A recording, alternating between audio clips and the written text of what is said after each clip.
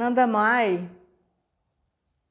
ela era citada também como os loucos, os mestres loucos. Por que isso? Porque ela era o próprio Samadhi. E para aquelas pessoas que não entendiam o que era essa expressão de Ananda, de êxtase, né? De êxtase cósmico, ela ficou também como uma que estava sempre louca, né? Louca, né? De êxtase. Estava sempre em estado de hiperconsciência. Hoje nós vamos entrar, como eu falo, deixa eu desligar aqui, porque senão eu vou engolir isso daqui e vou começar a tossir. Hoje nós vamos entrar nos ensinamentos de Anandamai. O que ela dizia, o que ela ensinava, o que as pessoas conseguiam tirar dela, né? Fora essa presença da mãe, né? Da mãe celestial na Terra, ela também colocou muitos pingos nos is. Ela ensinava, mas não era todo mundo que entendia, né?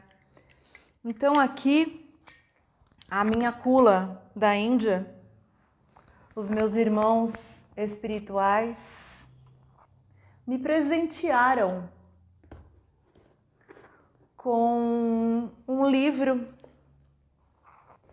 que lá mesmo, feito por devotos do mundo todo, né? E aqui eles me trouxeram os ensinamentos, as palavras de Anandamai, né? Traduzidas e compiladas por seu devoto. Então, essa preciosidade aqui, eu vou começar hoje a trazer. Era feita na forma de pergunta e resposta para ela nos eternos satsangas por todos os ashrams que ela percorria, né? Porque ela era uma andarilha. A gente não pode dizer que Anandamai tinha mesmo um ashram, um templo que fosse dela, porque ela era a mãe do mundo, ela é a mãe do mundo. E a mãe do mundo não fica em um só local para só alguns, né? Então, ela vivia sempre viajando e contemplando e ensinando.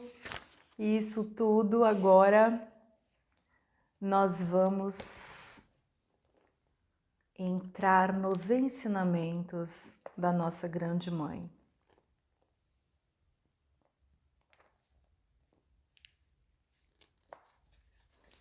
Vamos entrar na primeira pergunta que fizeram a ela.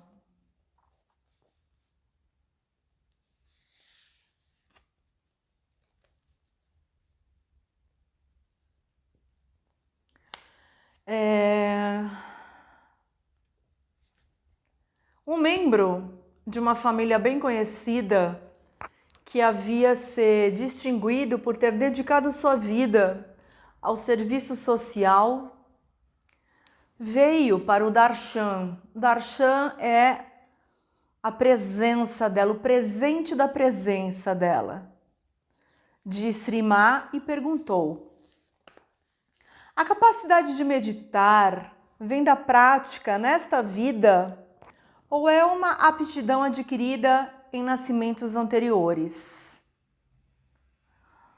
Ananda respondeu: pode ser o resultado de qualquer uma das duas, ou ambas combinadas. A meditação deveria ser praticada todos os dias da vida de uma pessoa. Olha o que há neste mundo. Absolutamente nada que seja duradouro.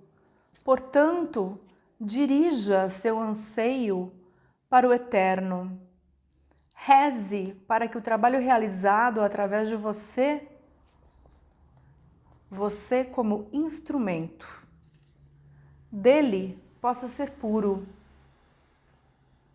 Quanto mais puro o seu pensamento, melhor será seu trabalho. Neste mundo, você adquire uma coisa e no dia seguinte ela pode ser levada embora. É por isso que sua vida deveria ser vivida num espírito de serviço. Aqui ela diz que é o Karma Yoga, né?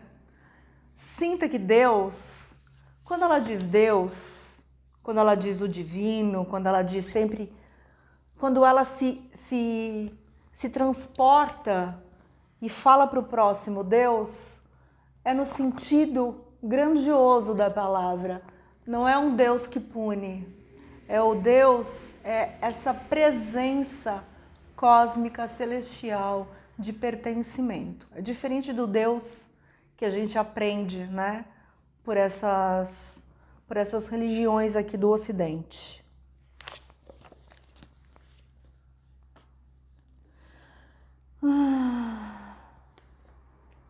Então, Deus está aceitando os serviços que você faça. Se você deseja a paz, você tem que apreciar o pensar nele. Pensando nele, você entra em paz. Aí veio a outra pergunta. Quando haverá paz na Terra? Bem, você sabe como estão as coisas hoje em dia. Hoje em dia, né? 1800. Elas estão acontecendo como são destinadas a acontecer. Essa é a verdade, né? Quando esse estado de desassossego terá um fim? O fato de que muitos de vocês se preocupam com isso e perguntam: quando isso terminará? Também é um modo de auto-manifestação. Jagat, que quer dizer mundo, quer dizer movimento incessante e, obviamente, não pode haver nenhum descaso em movimento. Como poderia haver paz no perpétuo ir e vir? A paz reina onde não existe nenhuma ida e nenhuma vinda, nenhum ardor e nenhum derretimento. Inverta seu curso, avance em direção a ele, e então haverá esperança de paz. Através de sua prática de japa, mantra, né? E meditação, aqueles que são próximos a você também serão beneficiados pela influência benéfica da sua presença. Para desenvolver gosto pela meditação, você tem que fazer um esforço deliberado e contínuo. Da mesma maneira que as crianças têm que ser colocadas para sentar e estudar. Seja por persuasão ou coerção. Tomando remédios ou injeções, um paciente pode melhorar, mesmo que você não se sinta inclinado a meditar. Conquiste sua relutância e faça uma tentativa. O hábito de vidas incontáveis, o que está colocando na direção oposta, o hábito de vidas incontáveis o está colocando na direção oposta e fazendo com que isso seja difícil para você. Persevere apesar disso. Sua tenacidade lhe dará força e te moldará, o que quer dizer que você desenvolverá a capacidade de fazer o sadhana. Se decida, por mais árdua que seja a tarefa, ela terá que ser realizada. O reconhecimento e fama só duram por pouco tempo, elas não o acompanham quando você deixa esse mundo. Se seu pensamento não flui naturalmente para o eterno, fixe-o nele pela sua força de vontade. Alguns balanços fortes do destino o empurrarão em direção a Deus. Isso será tão somente uma expressão da clemência dela, ainda que dolorosos. É com esses balanços que as pessoas aprendem suas lições. A obstinação da mente deve ser restringida com firmeza, mesmo se a mente coopera ou não. Você deve ser inflexível em sua determinação em realizar um certo número de práticas sem falhar. Simplesmente porque o sadhana é o real trabalho do homem. Há tanto tempo você se acostumou a executar ações que o acorrentaram e está tudo certo. Então, por pura força de hábito, você se sente inclinado a ligar-se repetidas vezes a essas atividades. Mas, se você tentar com afinco por algum tempo, você poderá ver si próprio como você é, atrelado ao seu serviço, ao seu trabalho. E que quanto mais você se ocupar em fazer o seu sadhana mais rápido, será seu avanço. Quanto à rendição do ego, isso um dia chegará pelo empenho constante em viver uma vida de dedicação. Aqui significa a autorrendição, o que ela é, senão a rendição do próprio ego. Tenha em mente o que esta sua filhinha está lhe pedindo que faça.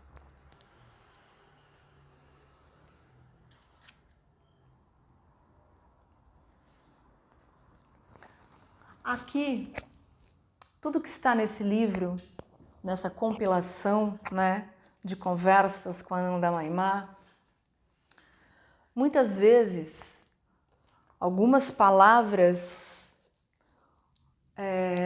os discípulos não tinham como decifrar. Então, se algo ainda não ficou totalmente entendido por todos nós, o meu guruzinho, do ashram, ele fala: medite, contemple com ela, e todas as suas dúvidas, com a presença dela, se sanarão. E assim eu passo para vocês.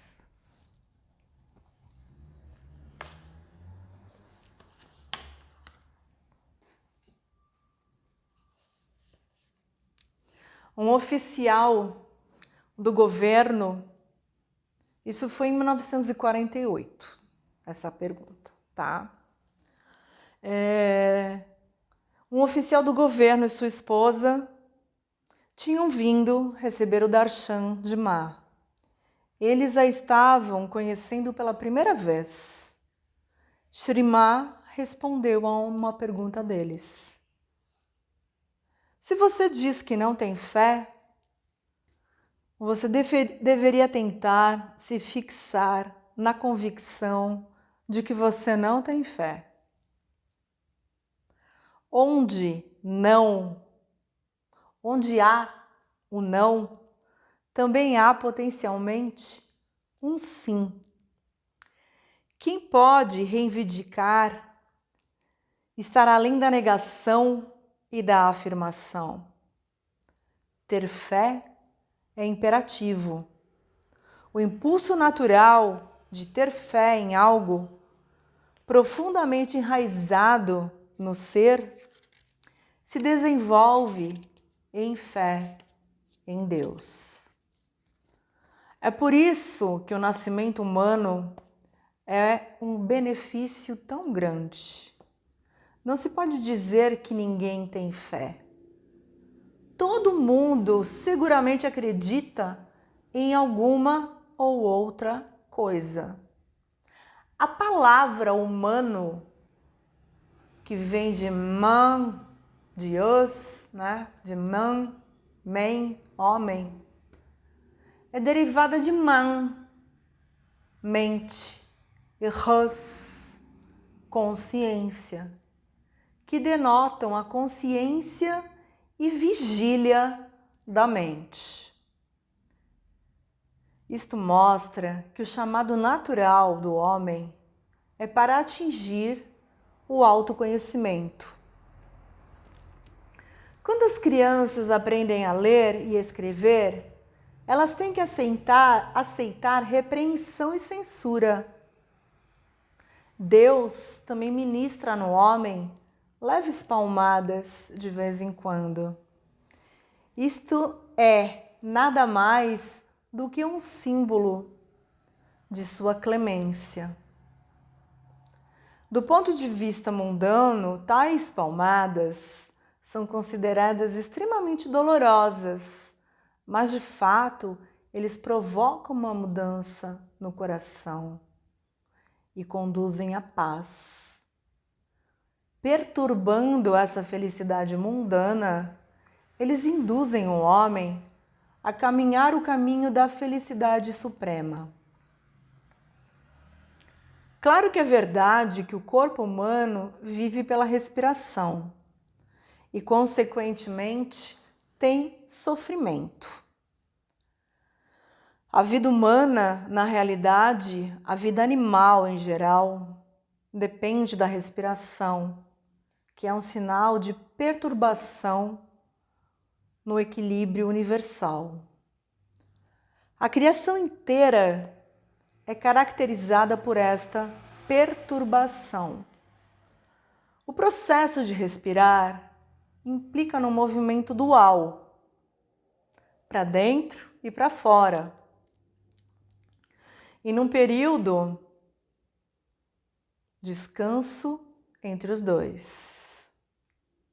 O estado de harmonia pode ser alcançado pelo desvencilhar-se desse desejo pelo movimento, atingindo repouso, calma e paz. Isto é possível através do yoga. Quando a pessoa estiver em um estado estático perfeito, não há mais qualquer necessidade de respirar. Há dois tipos de peregrinos na jornada da vida. Um, como um turista, é propenso a fazer turismo, vagando de um lugar para o outro, borboletando entre uma experiência e outra por pura diversão. O outro trilha o caminho que é coerente com o verdadeiro ser do homem e leva para a sua verdadeira morada, para o autoconhecimento. A tristeza vai, com toda certeza, ser encontrada durante a viagem empreendida em busca de prazer e turismo. Enquanto sua verdadeira morada não for encontrada, o sofrimento é inevitável. A sensação de separação é a raiz da miséria, porque é fundamentado num erro, o famigerado conceito de dualidade. É por isso que o mundo é chamado de Dunya, baseado na dualidade. A crença de um homem é enormemente influenciada pelo seu ambiente. Por isso, ele deveria escolher a companhia do sagrado e do sábio. Crença significa acreditar no seu ser. Descrença é confundir o seu não ser com o seu ser.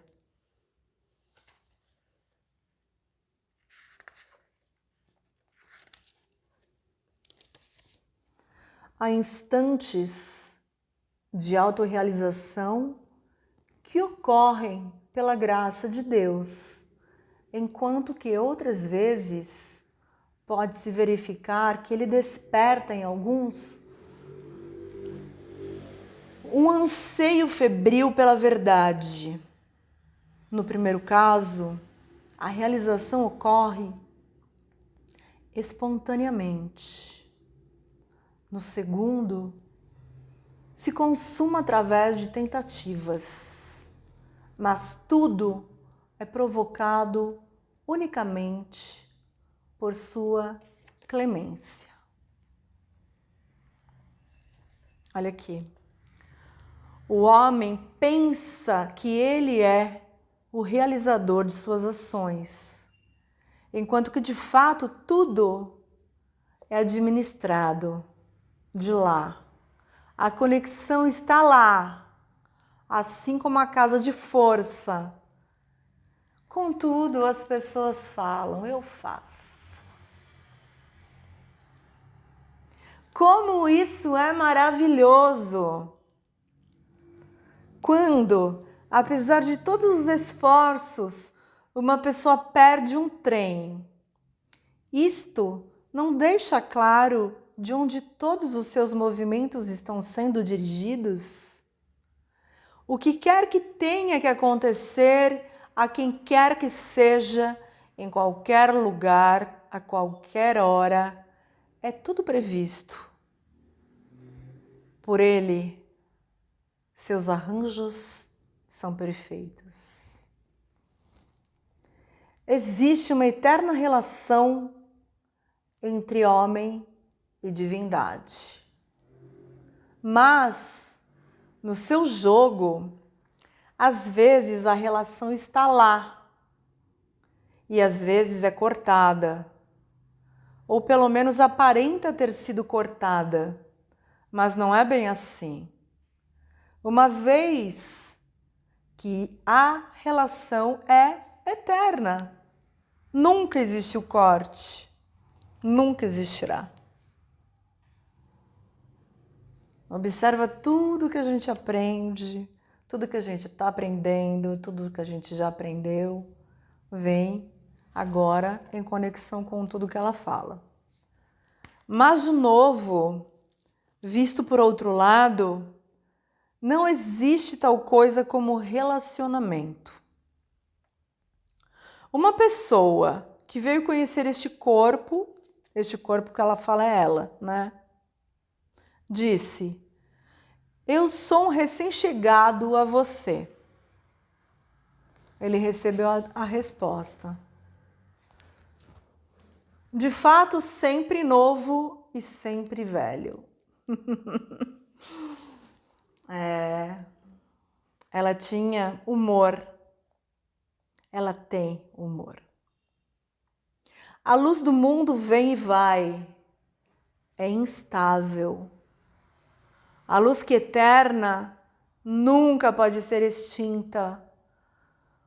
Por esta luz você vê a luz exterior e tudo no universo é somente porque ela sempre brilha dentro de você, que você pode perceber a luz exterior. Tudo que apareça para você no universo se deve unicamente àquela grande luz dentro de você. E somente porque a essência do conhecimento supremo das coisas se encontra escondida nas profundidades do seu ser, é que é possível que para você adquirir qualquer tipo de conhecimento. Lhe soa familiar isso? Eu acho que eu já falei algumas coisas sobre isso, né? O cérebro humano pode ser comparado à raiz de uma árvore. Se a raiz é molhada, os nutrientes se espalham por todas as partes da planta. Há ocasiões em que você diz que o seu cérebro está cansado. Quando que isso ocorre? Quando você está muito ocupado com coisas exteriores. Mas assim que você volta para casa e fala com seus familiares, sua cabeça fica leve e você fica cheio de alegria. Por isso é que se diz que, pelo fato de seu cérebro pertencer a você, seu próprio trabalho nunca produz cansaço. Falando concretamente, todo trabalho é seu trabalho. A questão é, como é que você pode compreender isto? De fato, o mundo inteiro é seu, do seu ego, seu próprio, mas você percebe isto como separado, da mesma maneira que você vê outros, pois não existem outros. Saber que isto é seu mesmo dá felicidade, mas noção de que está separado de você causa miséria, a famigerada limitação que acreditamos ter, né?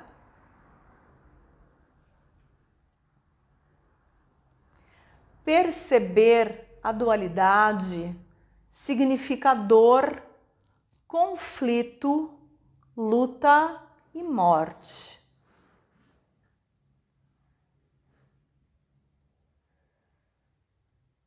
Aí o buscador fala: está tudo nas mãos de Deus. Exatamente, sempre tenha isto em mente. Tudo está nas mãos de Deus e você é sua ferramenta para ser usada da forma que lhe agradar.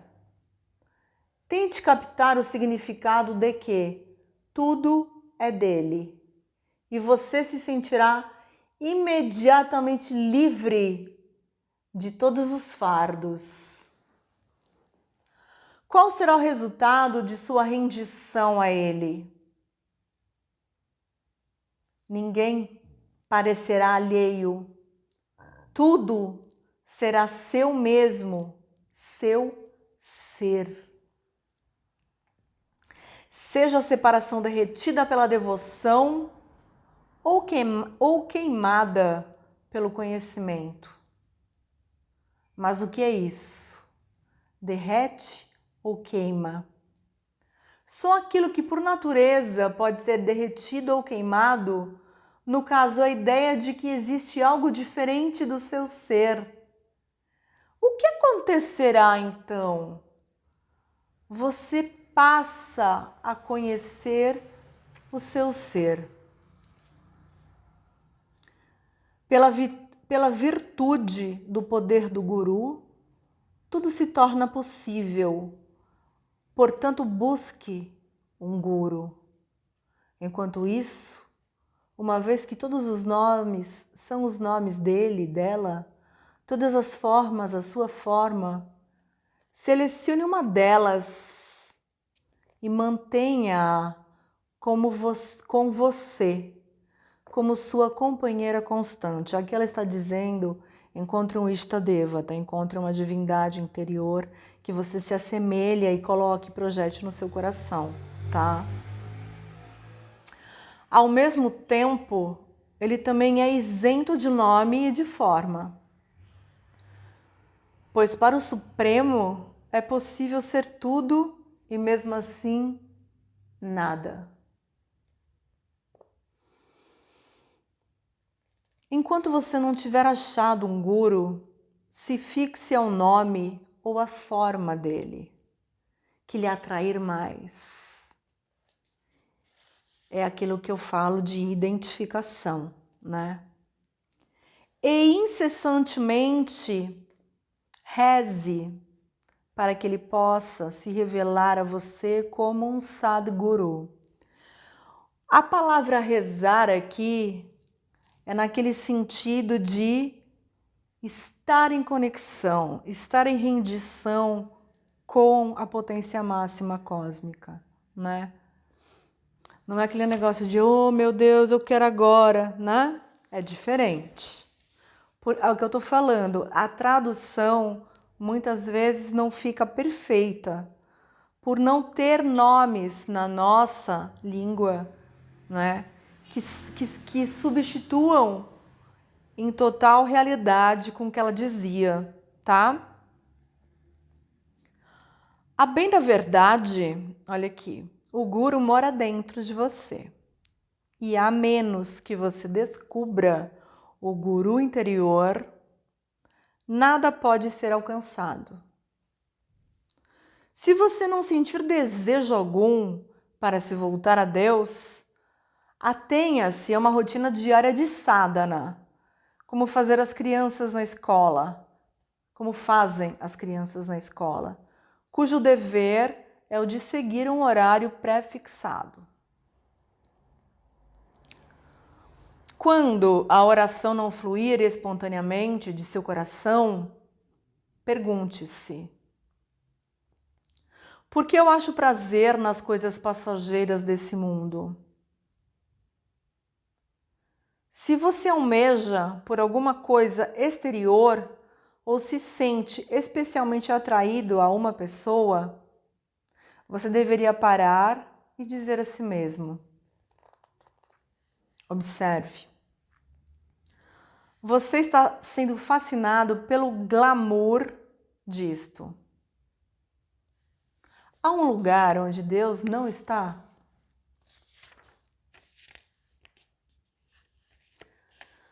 Vida familiar, que é o ashram do dono de casa, também pode levar à direção dele, desde que seja aceito como um ashram. Vivida este espírito, ela ajuda a homenagear, a progredir a autorrealização. Não obstante, se você ansiar por qualquer coisa como reconhecimento, fama ou posição, Deus dará a você, mas você não se sentirá satisfeito.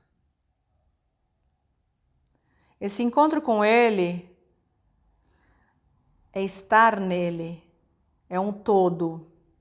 E a menos que você não seja admitido na totalidade, você não poderá ficar satisfeito. Ele lhe concede só um pouco, só para manter o seu descontentamento vivo. Pois sem descontentamento não pode haver progresso algum. Você, um descendente do imortal, nunca pode se reconciliar com o reino da morte, nem Deus lhe permite permanecer nele. O que acontece? Ele próprio acende o sentido de querer em você, lhe concedendo uma coisa pequena, só para abrir o seu apetite para algo maior. Você viu como Deus é sabidinho, né?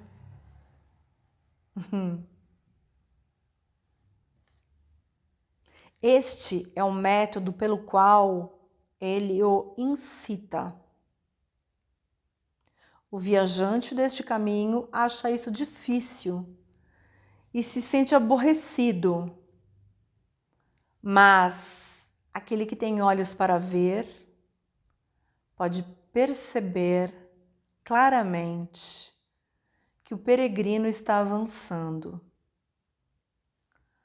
A angústia que é experienciada queima todo o prazer derivado dessas coisas mundanas até transformá-lo em cinzas.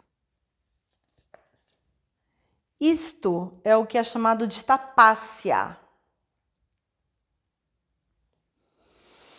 O que obstrui uma pessoa no caminho espiritual sustenta dentro de si mesmo as sementes do sofrimento futuro. Olha lá. Porém, a dor no coração, a angústia dos efeitos dessas obstruções são o quê? O caminho de um despertar da consciência. Então aqui ela começou já a abrir a mente dos buscadores para o que é esse jogo da consciência cósmica, como é trabalhado dentro de nós a verdade, as dores, as projeções e também o como que a gente vai agora nos portar sabendo dessas verdades, né?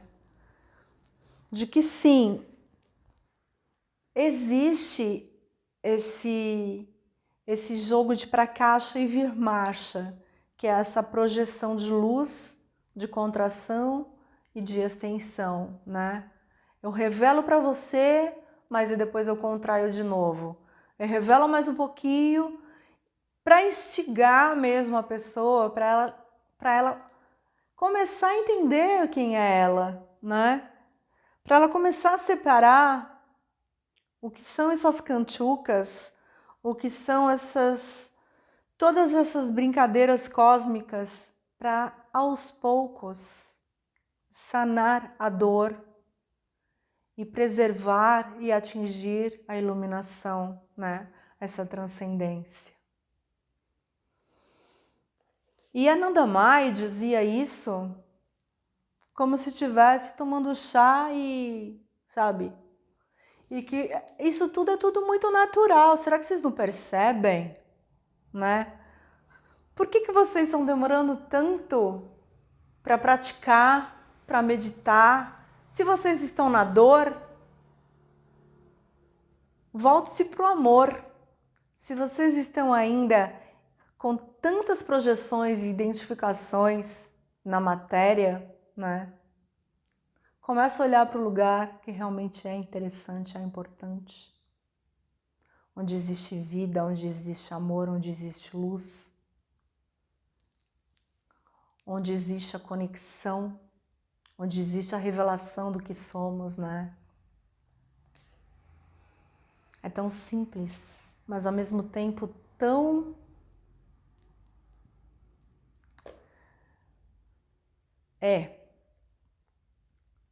esse tão é revelador.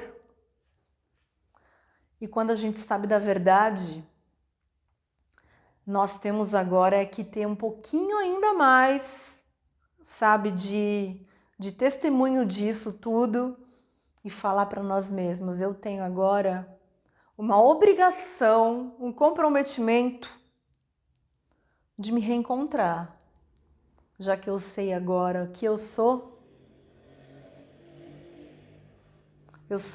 isso tudo.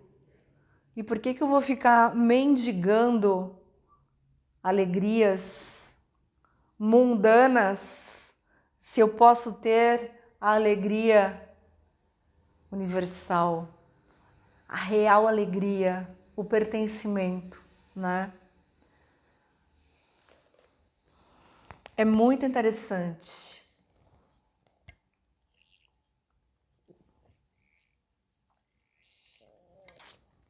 Então agora vamos lá.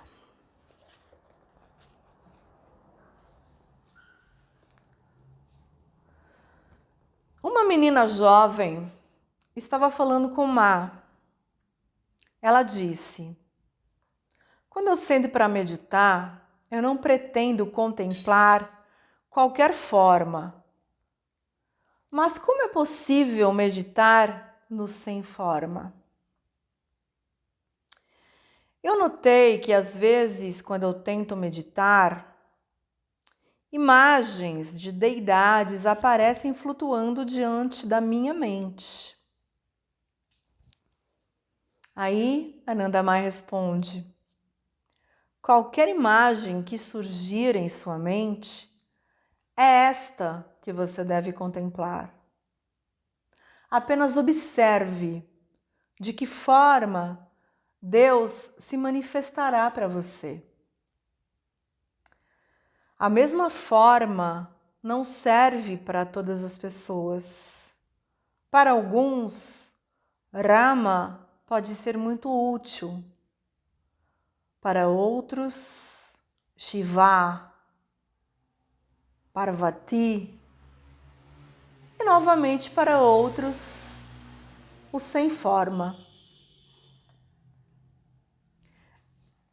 Esse todo é certamente sem forma, mas ao mesmo tempo, observe a forma específica que ele possa aparecer para você para lhe mostrar o caminho. Portanto, você deve contemplar todos os mínimos detalhes da forma que vier em sua mente, qualquer que seja ela. Proceda da seguinte maneira. Quando se sentar para meditar, em primeiro lugar, contemple a forma de uma deidade. Depois, imagine-a empossada em seu trono. Curve-se diante dela e faça japa.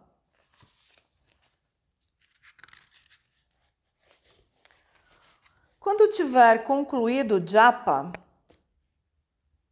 curve-se mais uma vez e, tendo-a colocada no altar do seu coração, deixe o seu assento.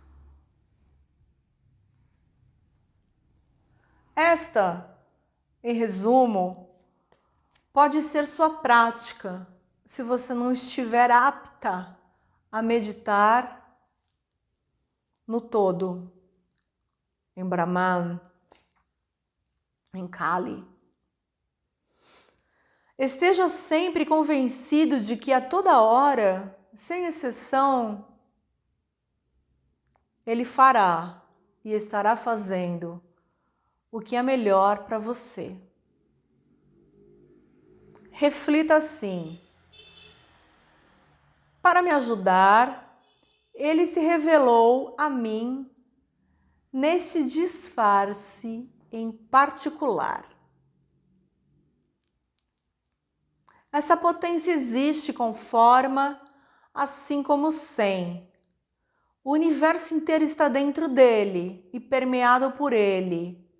Por isto que é dito: o Sadguru é o professor do mundo e o professor do mundo é o Sadguru.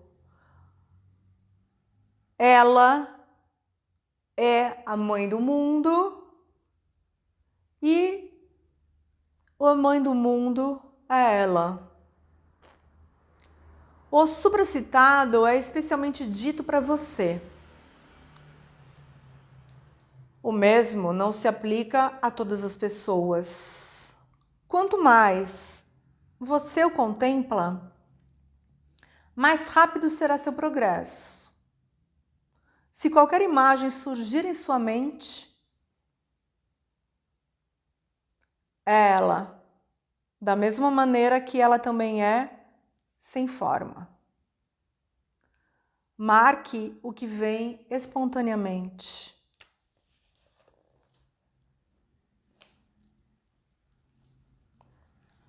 Aqui o teu próprio coração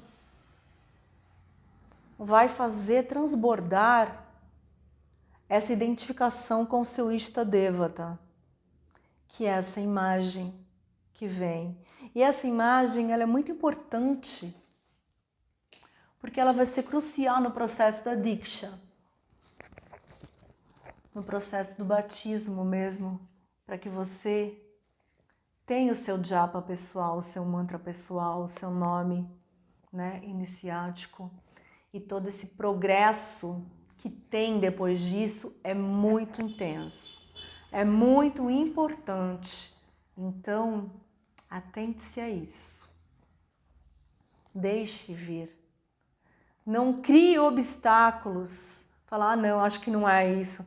Sabe? Não corte o processo da meditação. Quanto mais você treinar, quanto mais segundos, mais minutos você fizer por dia, isso vai tomando forma. E essa forma também vai sendo feita na sua tela mental. E essa imagem vem de várias maneiras. Então, contempla. Contempla, contempla e tudo virá. Medita, medita e tudo virá. Agora aqui, tá tudo bem, pessoal? Posso continuar? Qualquer dúvida, vai anotando, tá? Pega o caderninho, anota, volta aí, como eu dizia no meu tempo, volta a fita, rebobina, escuta de novo. Tem que falar a idade, né? Rebobina foi realmente. Vamos lá! Como pode a meditação, numa parte específica, conduzir a meditação no todo?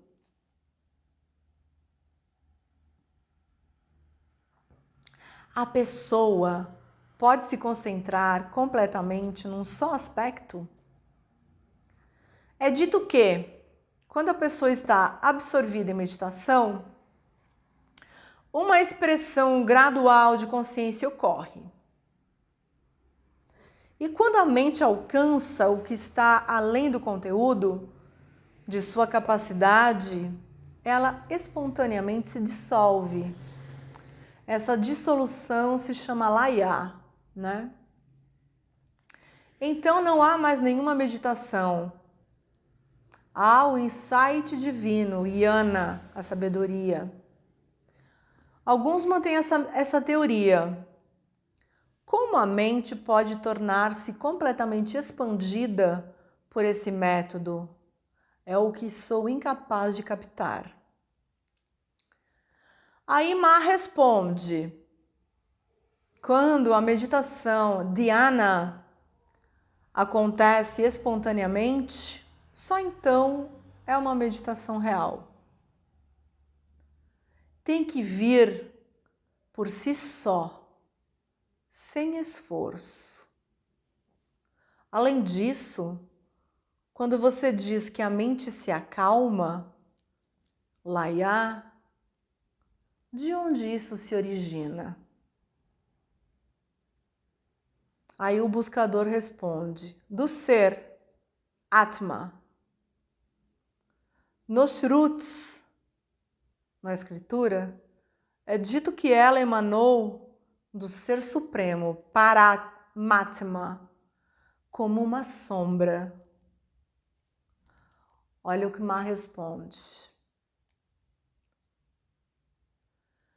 Onde há nascimento, deve haver dissolução. É isso que você quer dizer? Mas se fosse assim, a mente emergiria novamente. Você diz que não pode captar a total expansividade da mente. É bastante natural que seja assim, porque isto não é uma coisa de ser captada, nem é uma coisa e nem pode ser captada. Você experimenta os prazeres e dores do mundo novamente.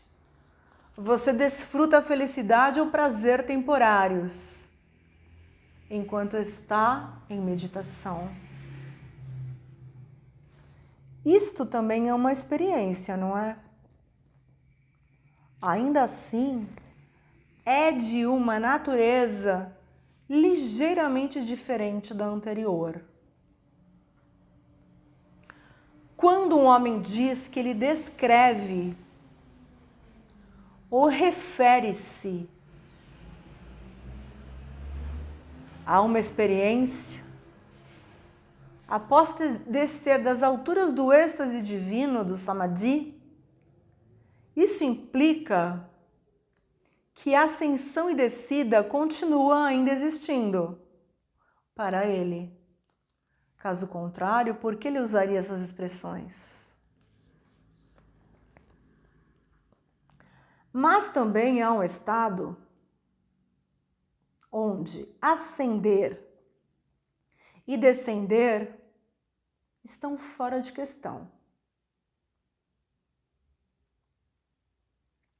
Você pode sustentar que a mente deveria ser mantida num estado de samadhi, embora num estado de absorção.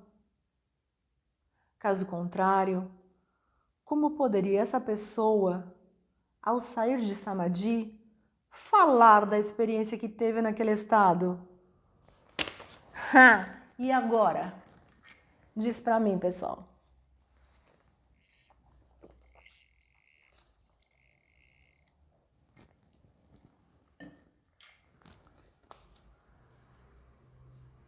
Silêncio no tribunal, né?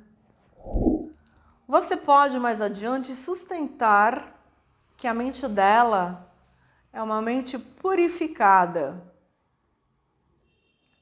Eu estou falando do seu ponto de vista. Experiências acontecem no caminho. Entre os dois tipos de experiência que foram mencionadas, há uma diferença. Ambas, contudo, são da mente. Apesar de ocorrerem em níveis diferentes, mesmo que você chama de samadhi.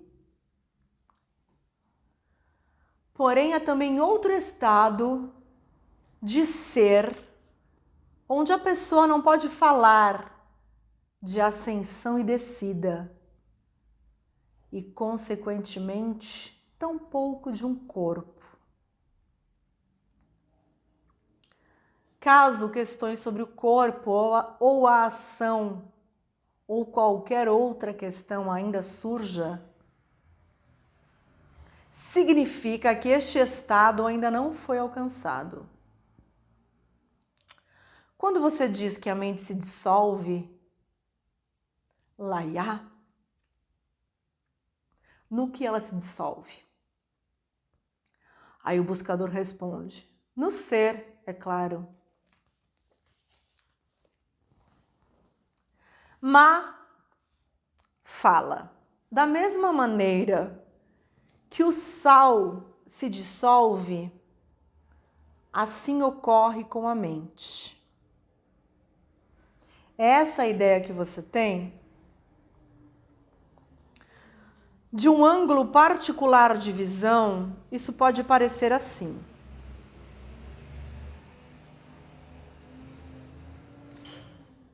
No caso de uma dissolução deste tipo, um perfeito yogi pode suscitar a mente novamente.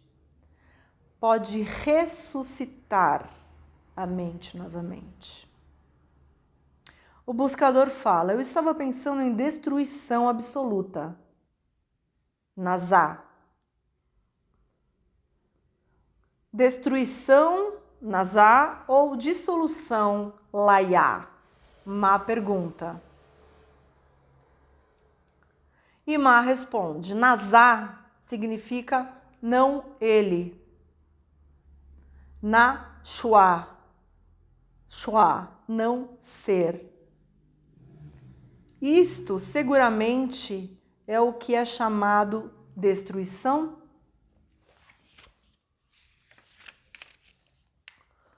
Onde a destruição é destruída, lá está aquele, aquela. Você chama a aniquilação do ego-mente, mononasa, sua dissolução, laya? Aí o buscador fica mais doido ainda, né? Como é que eu compreendo isto? Aí ela fala: é para o guru mostrar o método. Ele lhe mostrará o caminho para a compreensão e o instruirá em seu sadhana. É para você continuar praticando isto fielmente. Mas a fruta cai espontaneamente na forma de autorrealização. O poder para fazê-lo compreender o incompreensível se manifesta pelo guru, onde a palavra, onde a pergunta, como devo proceder, surge o preenchimento, obviamente, não foi alcançado ainda. Portanto, nunca relaxe seus esforços até que haja iluminação. Não deixe nenhuma lacuna interromper sua tentativa, porque uma abertura produzirá um redemoinho, enquanto que seu esforço deve ser contínuo como o fluir do óleo, deve ser sustentado constantemente num fluxo ininterrupto. Não importa que você não tenha nenhum controle sobre as necessidades de se alimentar e de sono do corpo. Seu objetivo deveria ser não permitir nenhum intervalo na prática do seu sadhana. Você não vê que tudo que você precisa com relação à comida e sono, cada um na sua devida hora, é, sem exceção, uma necessidade eternamente recorrente? Exatamente da mesma maneira, você deve aspirar à ininterrupção no que diz respeito à busca pela sua verdade. Uma vez que a mente, no decorrer do seu fluxo, sente o toque do indivisível, e se você pudesse ao menos agarrar esse momento, naquele momento supremo, todos os momentos estão contidos, e quando você capturar isso, todos os momentos serão seus. Respira.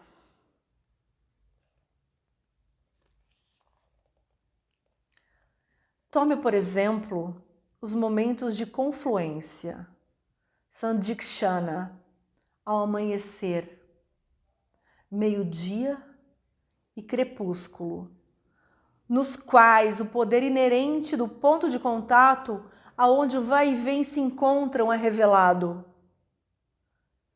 O que você chama de descarga elétrica não é nada mais do que a união de dois opostos. Assim, o Ser Supremo passa de lampejo no momento da conjunção. Na verdade, ele, está presente em cada momento, mas você o perde o tempo todo. Ainda assim, é isso que você tem que agarrar. Isso pode ser feito no momento, do ponto de conjuntura, onde os opostos se fundem em um. Ninguém pode prever quando um indivíduo em particular, este momento destinado se revelará. Portanto, continue se esforçando incessantemente.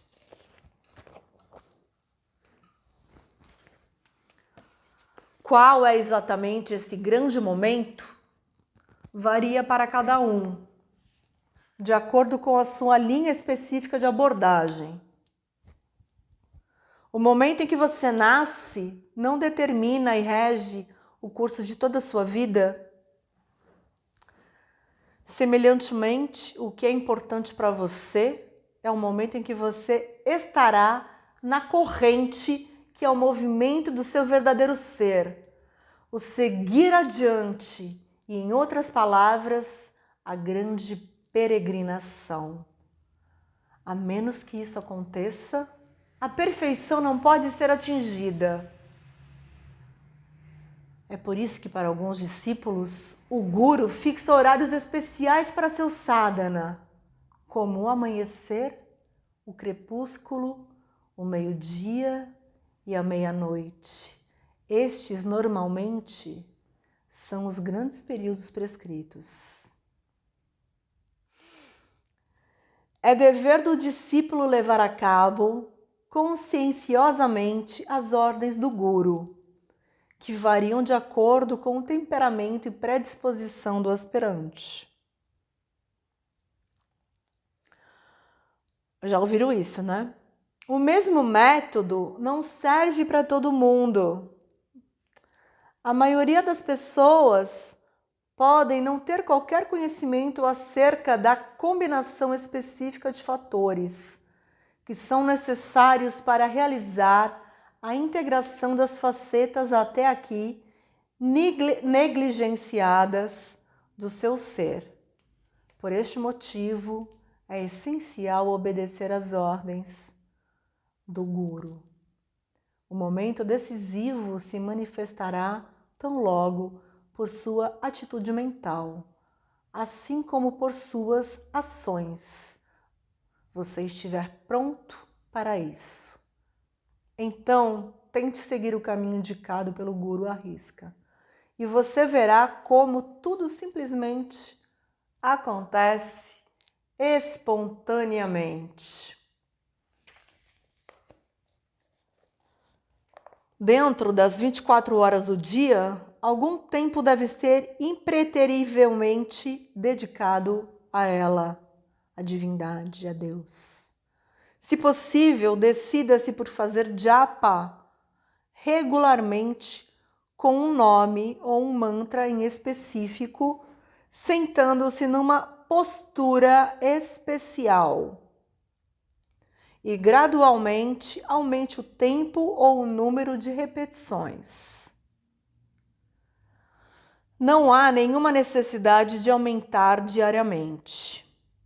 Fixe o quanto é o intervalo em que você aumentará, por exemplo, quinzenalmente ou semanalmente.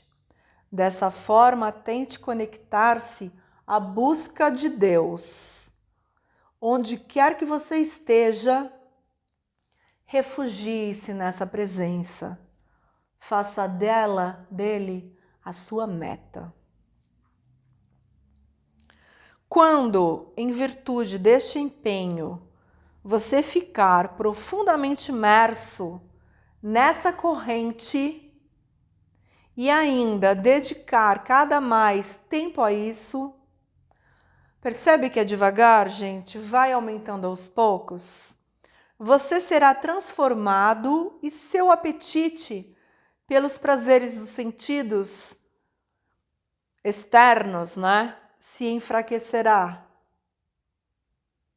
E quando você começar a colher os frutos desses esforços acumulados, tudo mudará. Você também pode vir a sentir que o corpo está para partir a qualquer hora, que a morte pode chegar a qualquer momento. Da mesma forma, há constantemente novas criações no universo.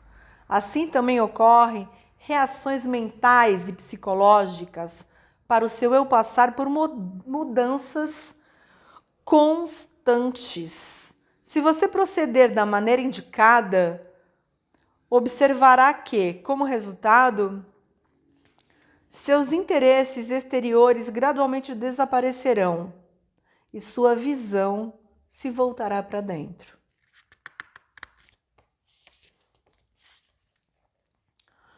Quanto mais ardente for a sua busca, mais vastas as possibilidades que se abrirão para você. E proporcionalmente ao seu avanço, o sofrimento diminuirá e não aumentará novamente. Não é dito também que o karma é extinto pelo karma, o que é o mesmo que dizer que os efeitos das ações passadas são neutralizados por ações contrárias. Correto? De fato, se for o destino de uma pessoa, isso pode ser alcançado num tempo muito curto. Olhe, até mesmo quando o corpo não é alimentado, a assimilação de nutrientes não para. Dizem que nesse caso ele começa a consumir sua própria carne. Então, da mesma maneira que você mantém seu corpo bem nutrido, assim também você deve tomar conta muito bem do que se refere ao ser espiritual. Somente então você vai florescer no que se refere a isso. Quem pode saber em que momento a chama da iluminação brilhará? Por isso, continue seus esforços, continuamente, sem esmoecer. Gradualmente você estará mais e mais profundamente absorvidos nessa essência divina. Somente Ele ocupará seus pensamentos e sentimentos. Isso porque a mente sempre busca aquilo que dá a ela o sustento apropriado, né? E isto não pode ser provido por nada excesso o próprio Ser Supremo. Então você será levado adiante pela corrente que conduz o seu ser. Você descobrirá que quanto mais você se encanta com a vida interior, menos você se sente puxado pelas coisas externas.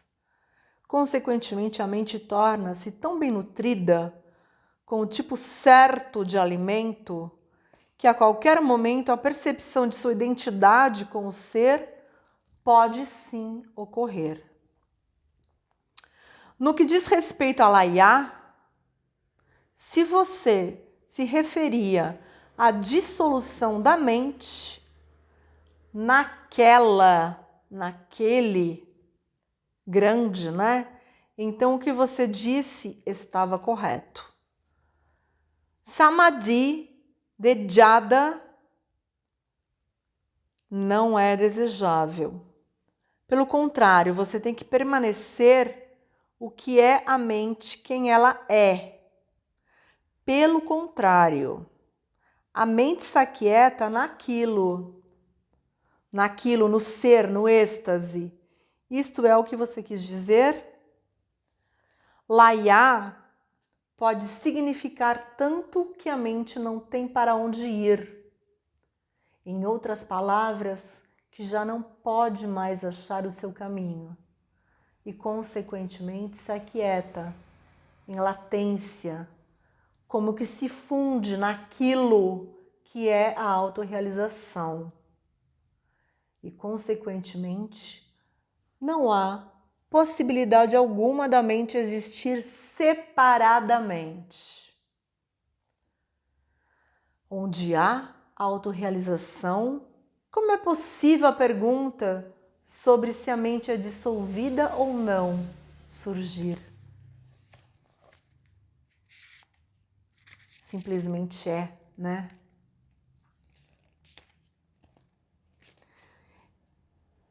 Isto foi respondido do ponto de vista de onde você perguntou. Você começou por indagar como a meditação numa parte em particular pode conduzir a meditação no todo. Seguramente o todo é contido na parte. É para chegar à realização desta verdade que você deve seguir as instruções do Guru, que são imbuídas com o seu poder. O supracitado dá tão somente uma vaga ideia de somente um aspecto do assunto. Veja bem, há situações onde a pessoa perde a consciência enquanto está sentada em meditação. Algumas pessoas se encontram desmaiando, como que intoxicadas com a alegria. permanecerão neste estado por muito tempo. Ao emergir, reivindicam ter experimentado algum tipo de êxtase divino. Mas certamente isto não é a realização. Existe sim uma fase na meditação onde uma alegria intensa é sentida, onde a pessoa é como que submergido nisto. Mas o que é submergido nisso? A mente, é claro. Num certo estágio, em algumas circunstâncias, essa experiência pode se tornar um obstáculo. Verdade. Se repetir de novo e de novo, a pessoa pode estagnar nesse estágio em particular e assim se privar de provar a essência de coisas. Quando a contemplação genuína, dhyana, for estabelecida, a atração pelo mundano perde todo o seu apelo. No caso de uma experiência de qualquer coisa que pertença à realidade suprema do seu ser, a pessoa não diz: onde eu estive? Eu não sabia de mais nada enquanto durou. Não pode haver algo como não sabia. Se for possível descrever em palavras o êxtase que a pessoa experimentou, ainda é prazer e, portanto, um obstáculo. A pessoa deve estar completamente consciente e totalmente desperta. Estar em um torpor ou num sono iógico não levará a pessoa a lugar algum. É somente um vício de êxtase. Depois da meditação real, presta atenção. Depois da meditação real, os prazeres mundanos se tornam sem atrativo, sem graça, completamente sem sal. Gente, essa é a verdade. Não se prenda a nada que dá prazer. Prazer é muito medíocre ainda. Acreditem em mim.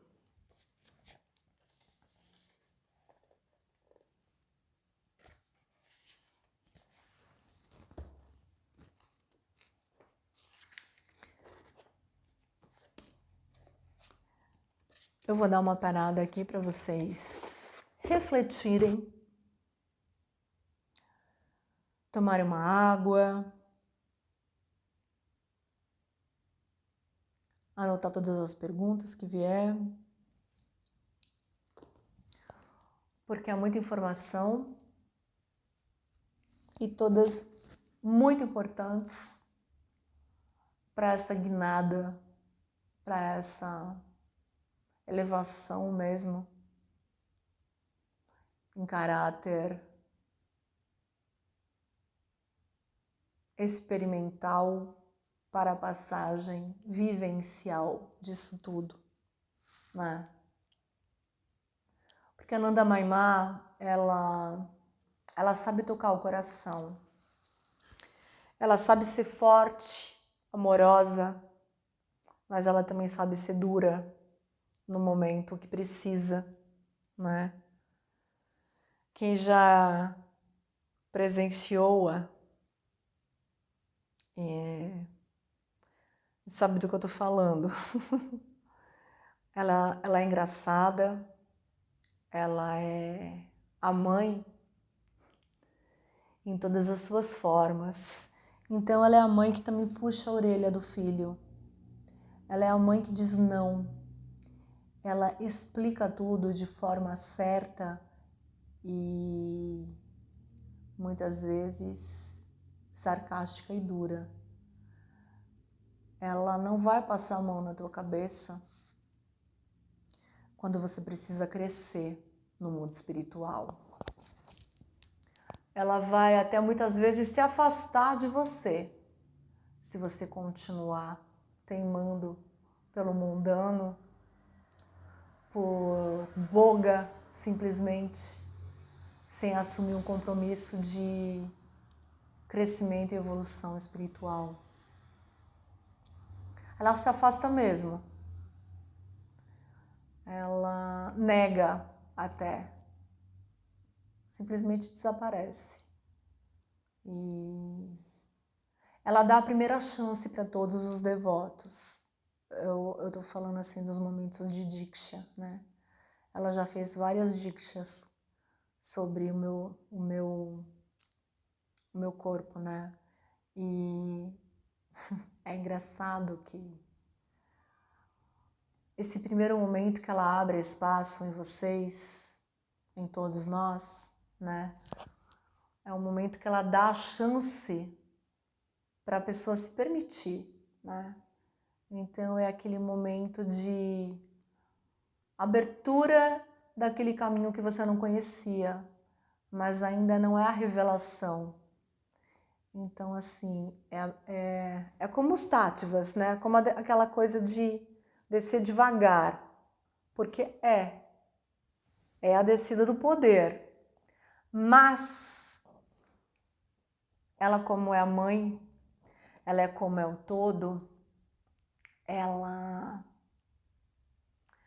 faz aquele buraquinho na porta, sabe? Para você, ó, é esse o caminho. Você tem o livre-arbítrio de ir e de tomar essa chave pelas mãos e chutar a porta e ir embora junto com ela nesse caminho, dela ser realmente o guru, o professor e o Ishtadevata, mas como ela mostrou essa verdade aos poucos, a todos aqui que a gente fez até o momento, né? Muitos não quiseram saber, né? E tá tudo certo. Mas, pessoal, eu aqui falo de boca cheia. Quem deu as mãos para ela e quem quis realmente se conhecer, ser o discípulo dessa sua própria divindade interior, né? É tanta amorosidade, é tanta beleza, é tanto conhecimento e é tanto puxão de orelha também, que o caminho muitas vezes é duro. Eu não vou falar para vocês, eu não vou mentir que é só super pôneis coloridos, borboletas e libélulas. Não. É confronto, é determinação. Eu posso te dizer que muitas vezes você se acha um ET nesse mundo. E tá tudo certo também. Muitas vezes você acha que tá louco mesmo e que vão te internar. Tudo bem. Mas os frutos colhidos desse pomar de consciência cósmica, de amorosidade, de leveza e de beleza, de poder, é tanto que você nem lembra.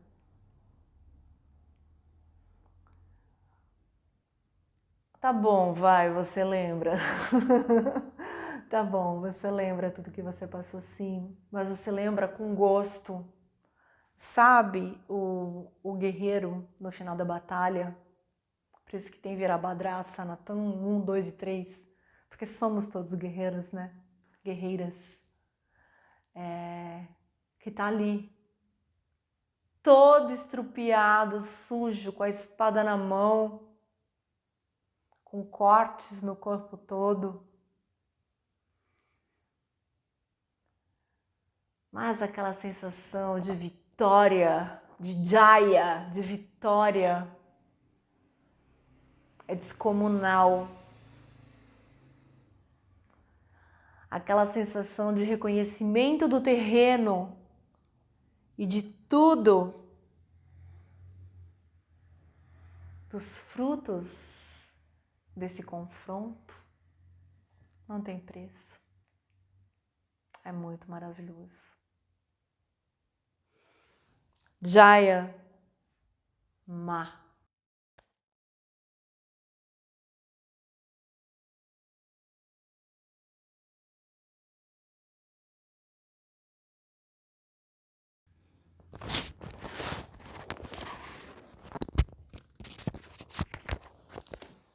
Desenrolando, desenrolando.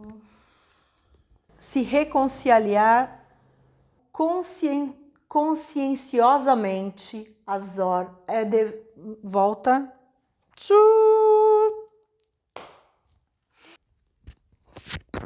Desenrolando, acabou. Devia ter feito isso antes, né? Ai, ai. Deixa eu tomar minha água. E aí, a gente começa, tá bom? Oh, vida.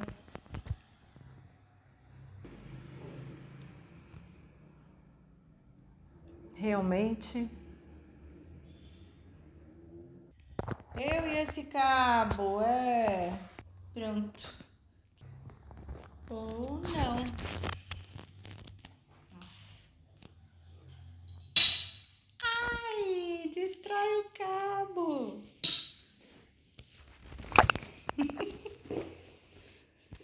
Ah, mamãe, mamãe, mamãe. Pior que nem bebe, né? É doida de pedra mesmo. Tá bom, vai. Uma cervejinha de vez em quando, mas eu não bebi.